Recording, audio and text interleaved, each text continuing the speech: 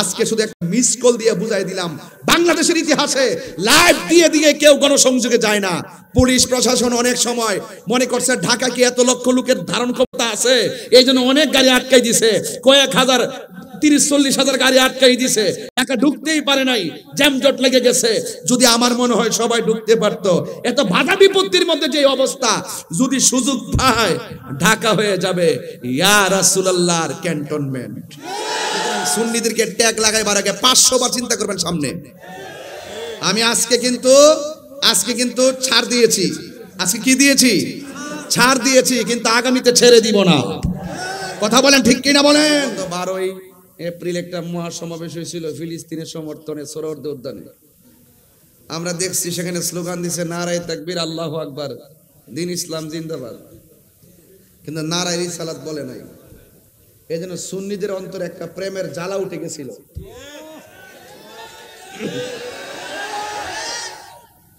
সেই প্রেমের জ্বালা উঠে গেছিল না, যেই ময়দানে আল্লাহর স্লোগান হয়, রিসালাতের স্লোগান হয় না, এটা জাতির সঙ্গে ধোঁকা। কথা বলেন ঠিক না?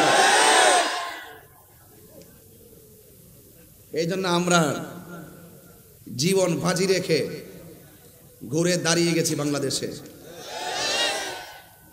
এখন আর কোনো কথা হবে না।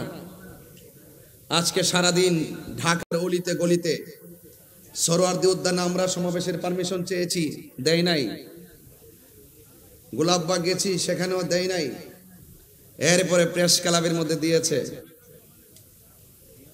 এইরকম 3টা জায়গায় নড়াচড়া করা মানে হলো আমাদের সাথে বৈষম্য সৃষ্টি করেছে।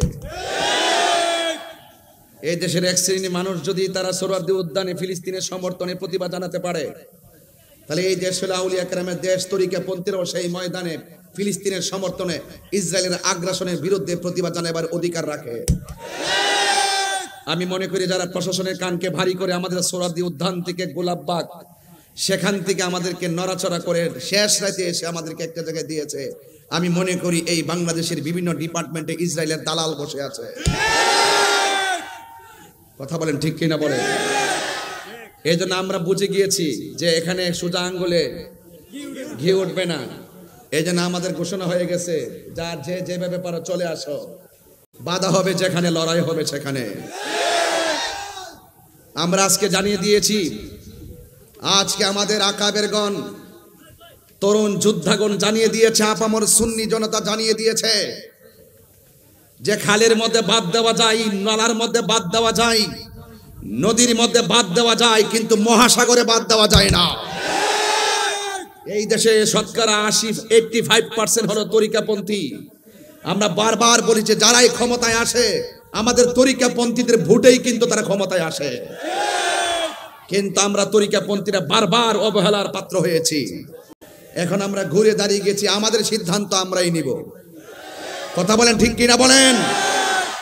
এই জন্য আমরা আজকে বুঝিয়ে দিয়েছি যে মহাসাগরে বাদ দেওয়া যায় না। আহলে সুন্নাত ওয়াল জামাত থেকে মহাসাগর প্রেমের সাগরের নাম। এই জন্য আপনারা যারা আজকে অক্লান্ত পরিশ্রম করে ফিলিস্তিনের সমর্থন জানিয়ে ইসরায়েলের আগ্রাসনের বিরুদ্ধে প্রতিবাদ করেছেন, এবং যারা ঢাকার রাজপথকে ইয়া রাসূলুল্লাহ ধ্বনিতে কাঁপিয়ে দিয়েছেন, ইনশাআল্লাহ পরিষ্কার আগামীতে শুধু কর্মসূচি ঘোষণা হবে, কোনো অনুমতির প্রয়োজন হবে না। যেখানে কর্মসূচি ঘোষণা হবে সেখানে সরাসরি মহাসমাবেশ হবে। অনুমতির ধন্না আর সুন্নিরা ধরবে না। কথা বলেন ঠিক কিনা? কথা পরিষ্কার। কথা কি? এই বাঁশখালীর মানুষ, চট্টগ্রামের মানুষ, কথা কি? আর অনুমতির প্রয়োজন হবে না, শুধু মেসেজ দিবে, চলে যাবেন। কথা বলেন ঠিক কিনা? আপনারা যারা এখানে এসেছেন, আমার যুবক ভাইরা, আপনারা দেখেছেন তো, ঘুরে দাঁড়িয়ে গেলে সব শেষ হয়ে যায়। আমরা সুন্নিরা দাঁড়াতে হবে। আমাদের সংগ্রামের পরে যে অনৈক্য ছিল, মাসলাকের অনৈক্য ছিল, মাসলাকের দূরত্ব ছিল, 57 বছর পর্যন্ত দেখেছেন ওই মাসলাকের কারণে কেউ কাহারো টেবিলে আসে নাই। আল্লাহর রহমতে আমরা ওই দরবারগুলো মাসলাকের ভিন্নতা থাকলেও আমরা ইস্যু ভিত্তিক ঐক্য হয়ে গেছি। কথা বলেন ঠিক কিনা? এখানে কোনো ভেদাভেদ না, সবাই আজকে গিয়েছে। যে সমস্ত পীর মাশায়েখদের দরবার আমি যেতে পেরেছি, আমরা যেতে পেরেছি, এমন কিছু দরবার আছে আমরা সময়ের অভাবে যেতেও পারি নাই। আজকে আমরা দেখেছি ওই সমস্ত দরবারগুলো দাওয়াতের অপেক্ষা করে নাই, তারা মুরিদান নিয়ে ভক্তবৃন্দ নিয়ে আজকে শুধুমাত্র সরোয়ার্দী উদ্যান নয়, গোলাপবাগ নয়, আজকে শুধুমাত্র প্রেস ক্লাব নয়, সারা ঢাকা শহর সরোয়ার্দী উদ্যানে পরিণত হয়েছে। কথা বলেন ঠিক কিনা?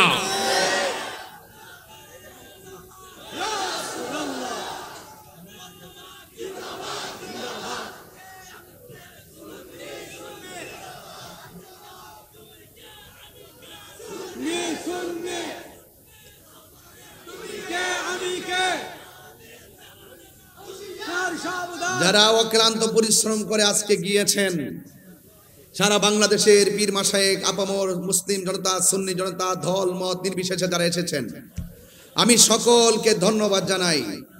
এবং আগামীর যে কোনো কর্মসূচি বাস্তবায়নের জন্য ডাক দিলে আপনাদেরকে কি পাওয়া যাবে? আমরা আর পিছিয়ে থাকতে চাই না, আমাদের অধিকার আমরা আদায় করে নিব ইনশাআল্লাহ।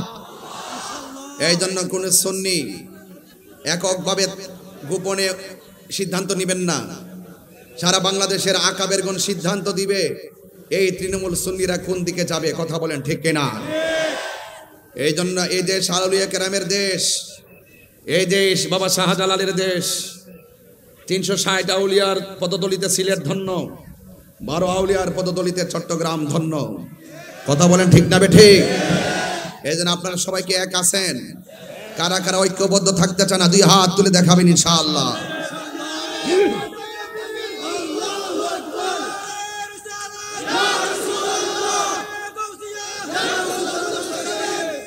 আমাদেরকে অনেক দুর্বল মনে করেছিল না, না না না না, সুন্নিরা এখন রাজপথেই নেমে তাদের অধিকারের কথা বলবে ইনশাআল্লাহ। কথা বলেন ঠিক কিনা? সুতরাং আমাদেরকে ট্যাগ লাগায় কথা বলবেন না। এই দেশে আমরা দেখি সবচাইতে রাজনৈতিকভাবে সুবিধা ভোগ করে ওই শ্রেণীর গোষ্ঠীগুলো যারা ধর্মের নামে অধর্মের চর্চা করে। কথা বলেন ঠিক কিনা? আপনারা সবাই ঐক্যবদ্ধ থাকবেন। আমার আজকে খুব ভালো লেগেছে, আমি দেখেছি আমাদের অনুষ্ঠানের মধ্যে কওমি অঙ্গনের একজন হুজুর, একজন গুরুত্বপূর্ণ হুজুর জুনায়েদ আল হাবিব হুজুর, তিনি নিজেও এসেছেন। আমরা এটাই চেয়েছি, এটাই বোঝাতে চেয়েছি যে এখানে ফিলিস্তিনের ইস্যুতে আমরা ভেদাভেদ নাই, সব যে যেই দল করেন, যেই যে ধর্মের অনুশাসন করেন, সবাই আসার দরকার। কথা বলেন ঠিক কিনা? কিন্তু আমরা দেখি সুন্নিদেরকে মাইনাস করে রাখা হয়, সুন্নিদেরকে দূরে ঠেলে ফেলে রাখা হয়। আজকে শুধু একটা মিস কল দিয়ে বুঝাই দিলাম, বাংলাদেশের ইতিহাসে লাইভ দিয়ে দিয়ে কেউ গণসংযোগে যায় না। পুলিশ প্রশাসন অনেক সময় মনে করছে ঢাকা কি এত লক্ষ লোকের ধারণ ক্ষমতা আছে, এই জন্য অনেক গাড়ি আটকাই দিছে, কয়েক হাজার 30-40 হাজার গাড়ি আটকাই দিছে, ঢাকা ঢুকতেই পারে নাই, জ্যামজট লেগে গেছে। যদি আমার মনে হয় সবাই ঢুকতে পারতো, এত বাধা বিপত্তির মধ্যে যে অবস্থা, যদি সুযোগ পায় ঢাকা হয়ে যাবে ইয়া রাসূলুল্লাহর ক্যান্টনমেন্ট। কথা বলেন ঠিক না ঠিক? এই জন্য যুবক ভাইয়ের আমার, আমি তুমি, তুমি বাংলাদেশ, আমি তুমি মিলেমিশেই বাংলাদেশ। এই দেশটাকে সুন্দর করে সাজাতে চাই, যেখানে কোনো মারামারি থাকবে। আগামীতে আহলে সুন্নাত ওয়াল জামাতের কোনো আলেমকে ট্যাগ লাগাই কথা বললে তার জবাব হবে ইনশাআল্লাহ। জবাব হবে কিনা বলেন? আমরা মদিনাওয়ালার প্রেমের দালালি করি। আমরা বিগত দিনে দেখেছি যারা নবীকে ভালোবাসছে, সে আওয়ামী লীগ করুক, বিএনপি করুক, জাতীয় পার্টি করুক, এই যে আজকে এখানে আমার ডাইনে বামে সব বিএনপির নেতা কর্মীরা সবাই আমার সামনে বক্তব্য দিছে। এই মুহূর্তে কোনো বিএনপির নেতা যদি বলে হুজুর আমার জন্য একটু দোয়া করেন, ভোটটা চান, আমি কি তাকে খুশি করার জন্য তো চাইতেই? কথা কোন ঠিক না বেটি? এটা কি আমার অপরাধ হইয়া যাইব? আরে হুজুরের কাছে সবাই দোয়া চাইতে আসে, এই জন্য সুন্নিদেরকে ট্যাগ লাগায় কথা বলবা না। সুন্নিরা দুনিয়ার কোন রাজনৈতিক দলের দালালি করে না, সুন্নিরা মদিনাওয়ালার প্রেমের দালালি করে। কথা বলেন ঠিক না?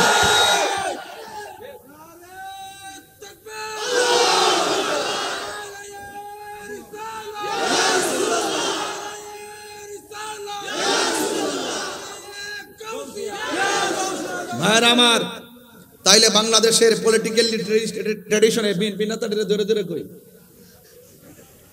এই বাংলাদেশের পলিটিক্যাল ট্র্যাডিশন হলো যখন যে ক্ষমতা আসবে সেই স্টেজে থাকবে। এটা কি নতুন না পুরা? একদল গেছে আবার এসে আবার ওনারা থাকবো, আরেকজন থাকবো, এটা হলো আমাদের রাজনীতির সিস্টেম। তো এই সিস্টেমে আমরা পড়ে গেছি। কথা কোন ঠিক না বেঠিক? আমরা পড়ছি বড় জালার মধ্যে।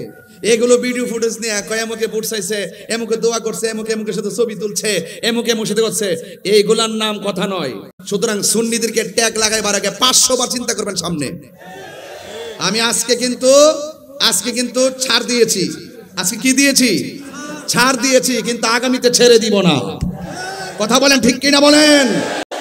এই জন্য আমার যুবক ভাইরা, হায়াতের মালিককে, আরো বড় করে হায়াতের মালিককে